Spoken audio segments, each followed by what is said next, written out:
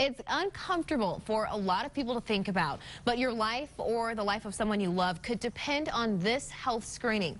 Here to tell us more about colorectal cancer screenings is Dr. Holly Clark, a gastroenterologist with Intermountain Medical Center. Thanks for being here today. Thanks for having me, Nadia. This is something that people know they should be thinking about, they know they should do, but there is a little bit of fear and maybe embarrassment involved with people coming in and talking about their colon and that part of their body. Yeah, it's just a horrific thought. I agree with my patients when they tell me that.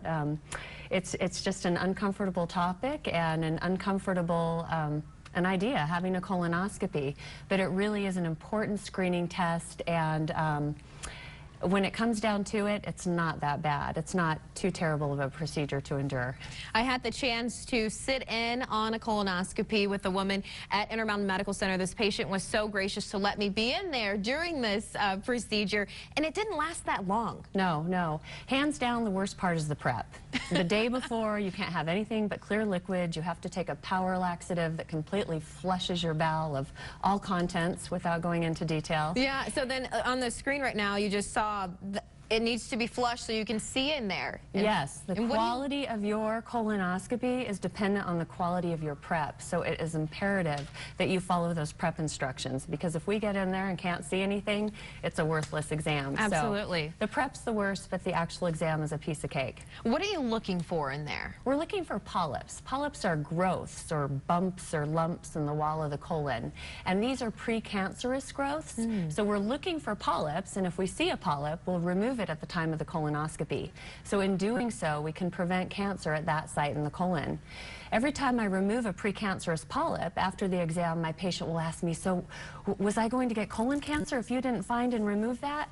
And I tell people, well, I certainly can't guarantee that all polyps will become cancer, but we know that all cancer starts as colon polyps, these precancerous polyps. So, you know, in many cases, we are preventing colon cancer at that site.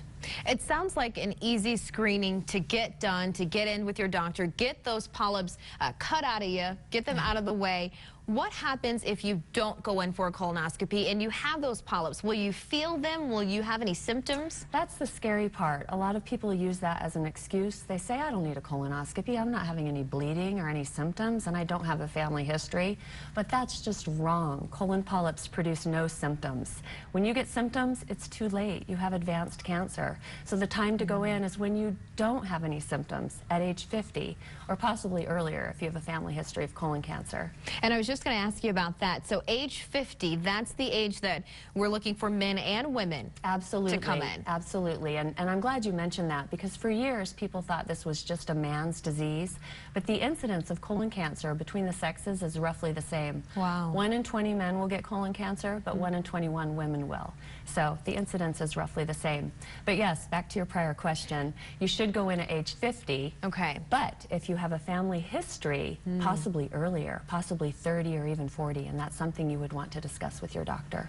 And as you mentioned, no symptoms until it's too late. So this is something that we can prevent, or at least detect early and start that treatment. If you want to learn more information about colorectal cancer screenings, you can go to Intermountain Medical Center's website. We'll put a link to that on our website at goodforutah.com. Dr. Clark, thanks for joining us today. Thanks for having me, Nadia.